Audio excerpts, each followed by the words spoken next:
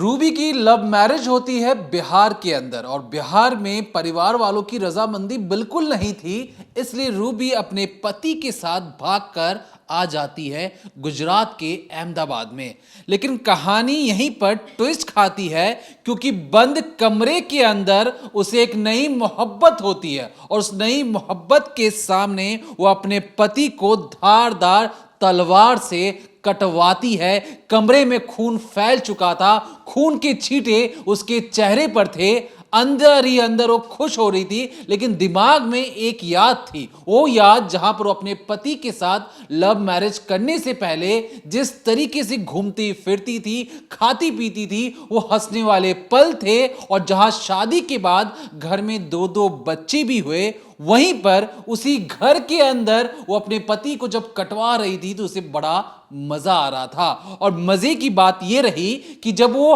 हत्यारे उस घर से निकल जाते हैं, बीवी एक परफेक्ट क्राइम वाला प्लान बनाती है। वो किचन में लाश को लेकर जाती है घसीटते हुए वहां पर जहां पर वो अपने बच्चों के लिए, अपने पति के लिए खाना बनवाती है। वो टाइल्स को तोड़ती है, खुदाई शुरू करती है और किचन के ठीक नीचे एक नाली थी, उस नाली की कीचड़ में अपने पति को दफना देती है और उसके ऊपर दोबारा से मिट्टी डालकर टाइल्स बिछवा देती है। फिर अगले कुछ दिनों तक वो लगातार वहीं पर अपने बच्चों के लिए, आस पड़ोस वालों के लिए खाना यूं ही बनाते रहती है। याद रखिए, ऊपर गैस का चूल्हा जल रहा था, नीचे पड़ी हुई थी उसी के पति की लाश। और इस बात की भनक पुलिस से लेकर आस पड़ोस वालों को किसी को नहीं लगती है। लेकिन एक फोन कॉल आता है। उस फोन कॉल में कहा जाता है कि समीर बिहारी की मर्डर किया जा चुका है, उसकी हत्या की जा चुकी है, आप जांच पड़ताल कीजिए, बहुत बड़ी खबर बन सकती है। उसके बाद पुलिस वालों ने किस तरीके से इस केस को सुलझाया, क्या क्या उस क्राइम सीन से बरामद हुआ, आज दिखाएंगे इस डिकोडिंग क्राइम के जरिए। फर्स्ट हैंड वीडियोग्राफी हमारे पास है, जहां पर खुदाई की वीडियोस हैं, जहां पर जो हमारे रिपोर्टर उस घर के ठीक सामने खड़े होकर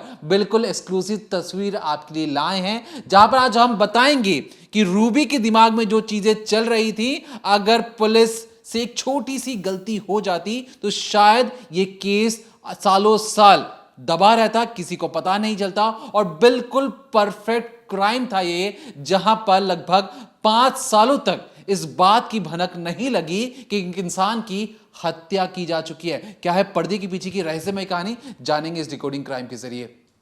तो ये है मकान नंबर A6। ये वही मकान है जिसे समीर ने रूबी के लिए ख़रीदा था, जहां वो अपने बच्चों के साथ, अपनी बीवी के साथ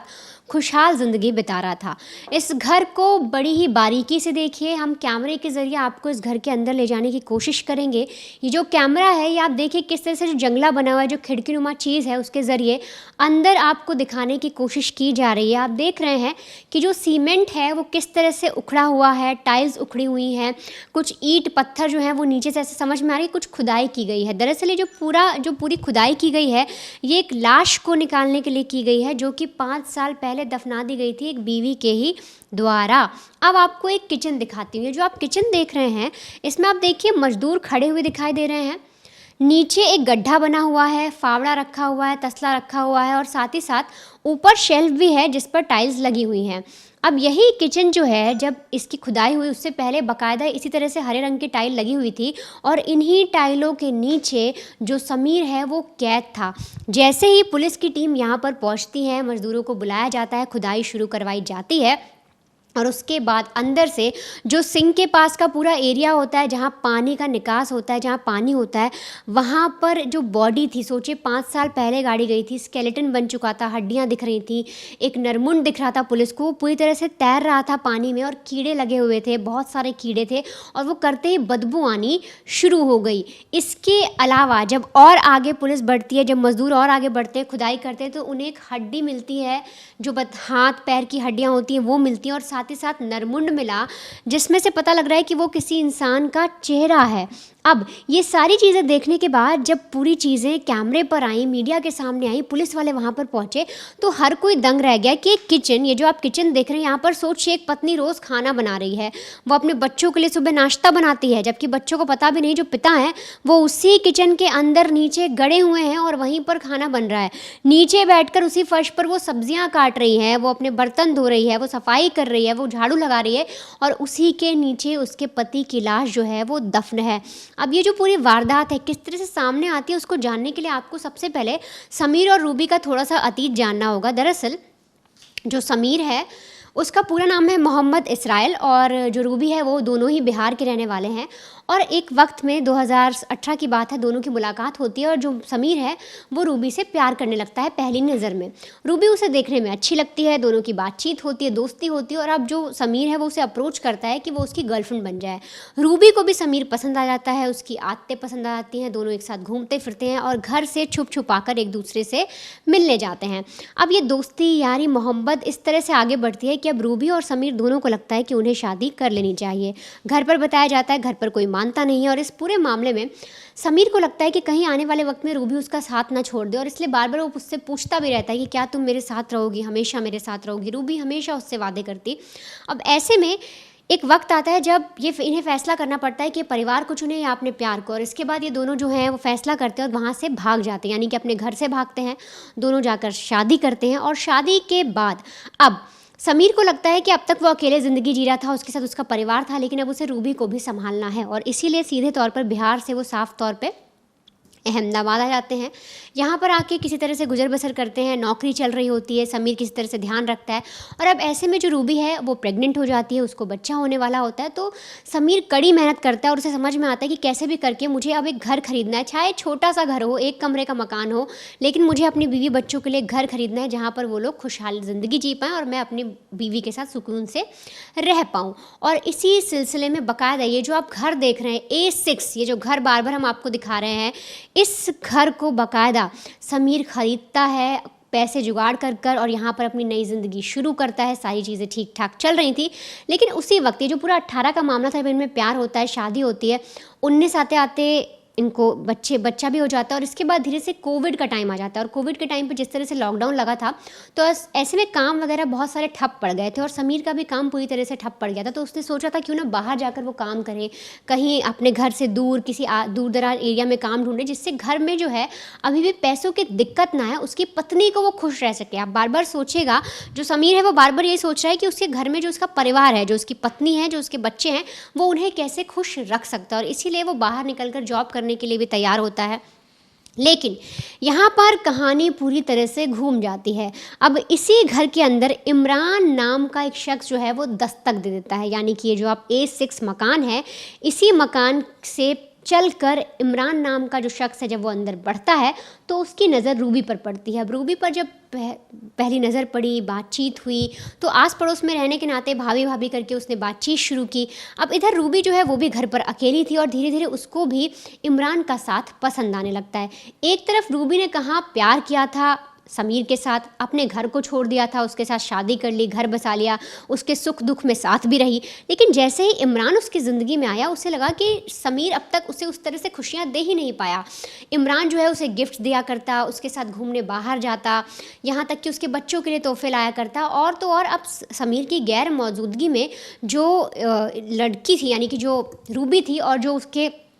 दोस्त बने थे नए नए इमरान, दोनों के बीच में प्रेम संबंध भी स्थापित हो जाते हैं। अब रूबी को ये लगता है कि जो प्यार वो समीर से किया करती थी वो सच्चा नहीं था, अब वो इमरान के साथ रहना चाहती थी और इमरान के साथ अपनी ज़िंदगी शुरू करना चाहती थी, और धीरे धीरे उन दोनों के बीच में नाजायज़ संबंध भी बन गए थे, दोनों के बीच में रिलेशन कायम हो गए। और जब भी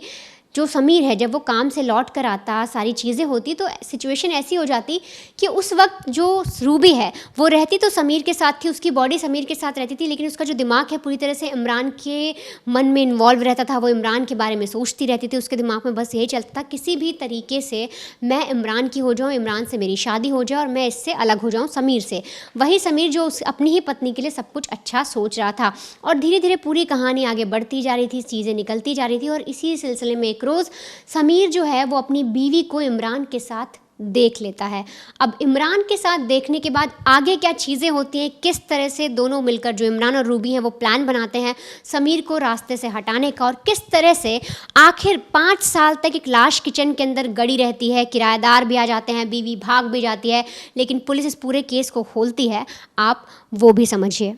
रूबी के नए नए आशिक बने इमरान की जो बातें थी, जो गुलछर्रे उड़ रहे थे, वो आस पड़ोस के लोग भी देख रहे थे, समझ रहे थे, और इस बात की जो भनक थी वो धीरे धीरे पति समीर को भी लग जाती है, और समीर अब रोका टोकी करना शुरू करता है। समीर कहता है कि ये सारी चीजें गलत हैं, तुम उसके साथ किस तरीके से मोहब्बत प्यार कर सकती हो, बल्कि हमारी तो लव मैरिज हुई थी और ये सारी चीजें गलत हैं। लेकिन रूबी एक तरीके से रोज रोज के कलेश से तंग आ चुकी थी और इमरान से मिलने के लिए तड़पती रहती थी, और समीर जब जब इमरान को अपनी बीवी के साथ देखता वो घर पर आकर रूबी को टॉर्चर करता, उसके साथ मार पटाई करता, और ये एक दिन की बात नहीं थी, कई महीने हो चुके थे, और रूबी कई महीनों तक इस बात को अपने नए नए बने प्रेमी से छुपाने के बाद वो एक रोज जाकर अपने प्रेमी इमरान को इस सारी वाक्य बताती और कहती है कि जो मेरा पति है वो मुझे मारता है क्योंकि मैंने तुमसे मोहब्बत की है, तुम मुझसे मिलने आते हो इसलिए मुझे वो टॉर्चर करता है, तुम मुझसे प्यार करते हो वो इसलिए मुझे बाल से पकड़कर थप्पड़ मारता है। अपने प्रेमिका की बातें को सुनकर इमरान आग बबूला हो उठता है। उसे लगता है कि उसकी नई नई बनी प्रेमिका जो कि एक शादीशुदा महिला है, उसका पति किस तरीके से उसके साथ ये सारी हरकतें कर सकता है। ये सारी बातें वो अपने भाइयों को जाके बताता है, रहीम और मोहसिन को जाके बताता है, जिसकी तस्वीर आप अपनी स्क्रीन पर भी देख रहे हैं। इमरान, रहीम, मोहसिन और रूबी ये चारों एक कमरे में बैठते हैं और फैसला करते हैं कि आने वाले कुछ समय के अंदर हमें समीर को इस दुनिया से रुखसत करना पड़ेगा, इस दुनिया से हटाना पड़ेगा। जब समीर हटेगा तब जाकर इमरान और रूबी का प्यार पनपेगा, और इस प्यार को पनपने देने के लिए इन्होंने सोचा कि एक बिल्कुल परफेक्ट क्राइम करेंगे। ये जो घर है, इस घर के अंदर जो दरवाजा है, जो दरवाजा आप देख रहे हैं, इसे देर रात जब पति को खाना पीना खिलाकर ये सुला देती है तो देर रात इस घर के बाहर नॉक किया जाता है कि क्या हम अंदर आ सकते हैं। पति गहरी नींद में था, रूबी उस रात सो नहीं रही थी। वो जाती है घर के बाहर, दरवाजा खोलती है और कहती है कि दबे पाओ, चुपचाप घर के अंदर दाखिल हो जाओ, सोच समझ कर आना, कोई चीजें गिरनी नहीं चाहिए। जैसी जो ये तीनों थे उस घर के अंदर दाखिल होते हैं, ये कुंडी लगाती है और आप इन तीनों को जहां पर उसका पति सो रहा था रात के अंधेरे में, वहां पर लेकर जाती है और कहती है कि ये रहा हमारा शिकार, तुम तीनों शिकारी हो, शिकार कर डालो, मेरे पति को मौत के घाट उतार डालो। ये जो तीनों थे ये तलवार, चाकू, हर एक उस चीज को लेकर आए थे जिससे किसी इंसान की मौत बड़ी ही आसानी से दी जा सकती है। बिस्तर पर सोए सोए समीर को काटा जाता है। मान लीजिए जिस तरीके से आप बूचर खाने में जाते हो, जानवरों को जिस तरीके से काटा जाता है, कुछ उसी तरीके से समीर के ऊपर बिस्तर पर खड़े होकर इन तीनों ने बारी बारी बहुत जोर से तलवारों से उसे काटना शुरू कर दिया, घोंपना शुरू कर दिया, चाकू से, तलवार से, ताकि उसे उसकी जो सांस का एक एक कतरा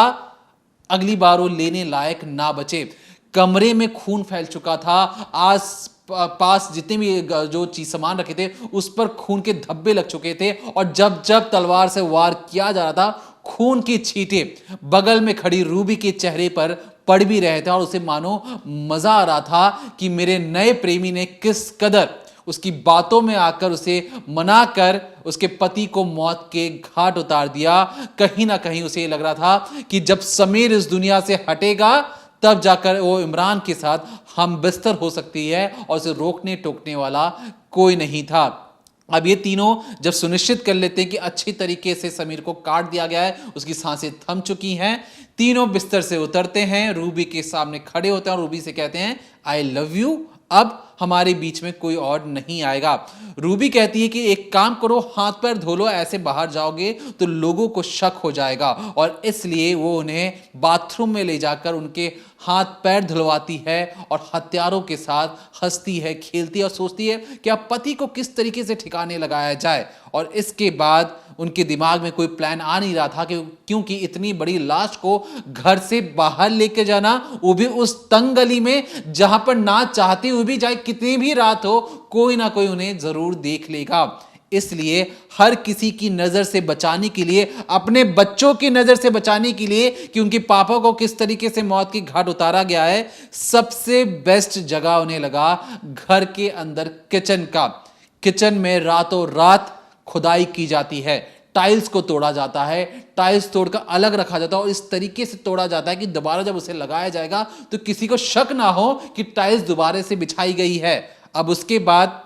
उस लाश को साबुत, उस लाश को ना चादर में लपेटा गया, साबुत लाकर उस किचन में दफना दिया जाता है, मिट्टी डाला जाता है, सीमेंट डाला जाता है, टाइल्स बिछा दी जाती है और फिर से हाथ पैर धुलवाने के बाद वो उन सबको टाटा बाय बाय करने के बाद दोबारा कमरा बंद करती है, उसी घर में सो जाती है बड़े आराम से, मानो कुछ हुआ ही ना हो। सुबह जब धूप निकलती पहली किरण के साथ वो अपने बच्चों के लिए खाना बनाती है उसी किचन के अंदर, उस गैस पर, जिस गैस के ठीक नीचे पति को दफनाया गया था। बच्चों को खिलाने के बाद, खुद ब्रेकफास्ट करने के बाद जब वो उस घर से बाहर जाती है, आस पड़ोस वाले जब पूछते हैं कि अरे समीर तो सुबह से दिखाई नहीं पड़ा, आज क्या वो काम पर नहीं जाएगा, जो ये बीवी थी रूबी एक बहाना करती और कहती कि जो पति हैं वो तो दुबई निकल चुके हैं और काम के सिलसिले में कई महीनों के बाद लौटेंगे।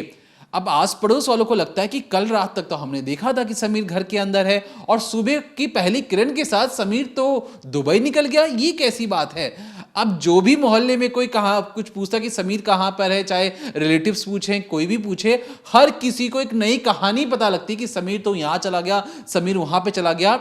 अब इस बात को लेकर असमंजस था कि क्या समीर सच में दुबई गया है या इसकी बीवी कोई कहानी बना रही है। फिर अचानक से ये क्या करती है, रूबी अपने इमरान के साथ एक दूसरी जगह पे शिफ्ट हो जाती है, वहां पे किराए का कमरा लेकर रहने लगती है और इस घर में, जिस घर में उसने अपने पति को दफनाया, इसे किराए पर लगा देती है। सोचिए उस घर में जो लोग आए होंगे, जो रह रहे होंगे, वहां पर उन्हें पता भी नहीं होगा कि उस घर के अंदर एक लाश को दफनाया गया है और कोई ज़्यादा गहरी लाश भी नहीं दफनाई गई थी। मान लीजिए 1 या 2 फुट नीचे ही उस लाश को दफना दिया गया था क्योंकि वो ज़्यादा खुदाई भी नहीं कर पा रहे थे।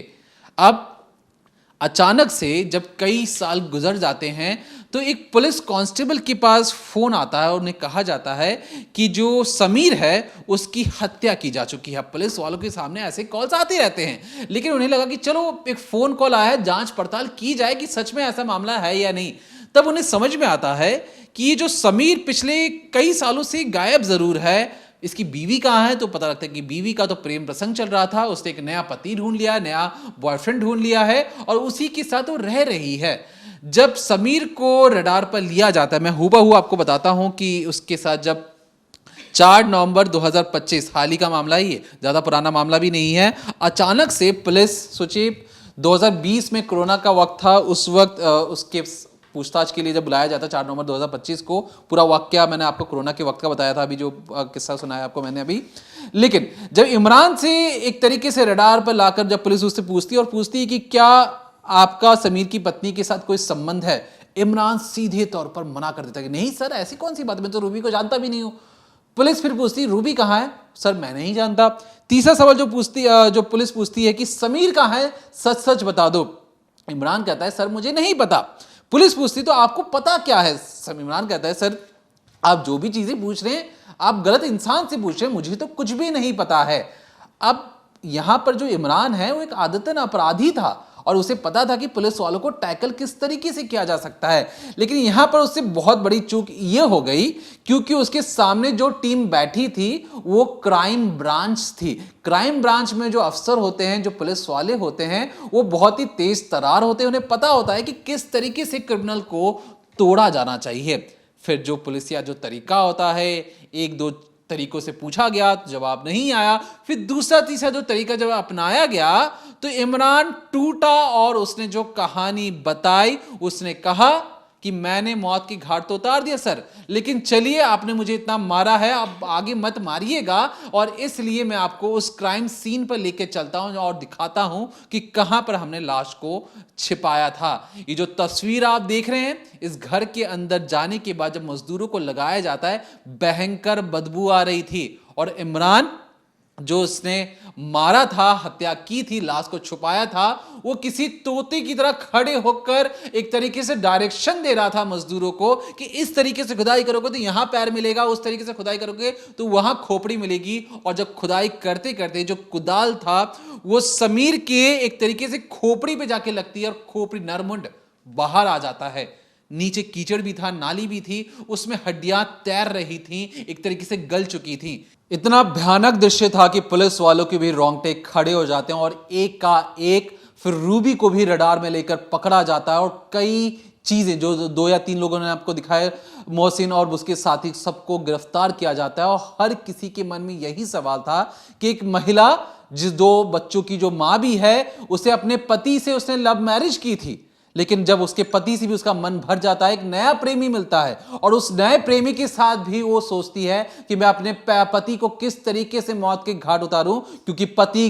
गरीब था, उसका ख्याल ठीक से नहीं रख पा रहा था, और पैसों के लिए, जिस्म की भूख के लिए उसने अपने पति को मौत के घाट उतारा, और उसके चेहरे पर जरा भी पछतावा नहीं है। जो तस्वीर आप देख रहे हैं, ये उसी महिला की तस्वीर है। ध्यान से देखिए, कहीं पर भी आंखों से, चेहरे से कहीं पर भी इस पे पछतावा अगर आपको नजर आ रहा हो तो माफ कीजिएगा। ये जो रूबी है बेहद शातिर है, कातिल है, हत्यारिन है, और इसने ही सारी प्लानिंग और प्लॉटिंग की थी, और बिल्कुल परफेक्ट क्राइम इसने कर ही डाला था। बस उस एक फोन कॉल से इस पूरे क्राइम कुंडली को खोल दिया जाता है, और आज तक ये नहीं पता लग पाया कि फोन किया तो किया किसने था। तो फिलहाल के लिए हमें लगा कि इस केस को आप तक बताना जरूरी था, क्योंकि जितने भी अपराधी अगर सोचते हैं कि हमें बिल्कुल एक परफेक्ट क्राइम करेंगे, हम पकड़े नहीं जाएंगे, तो देर सवेर आप तक पुलिसिया हाथ जरूर पहुंचेगा, और कोई भी क्राइम परफेक्ट क्राइम नहीं होता है, ये याद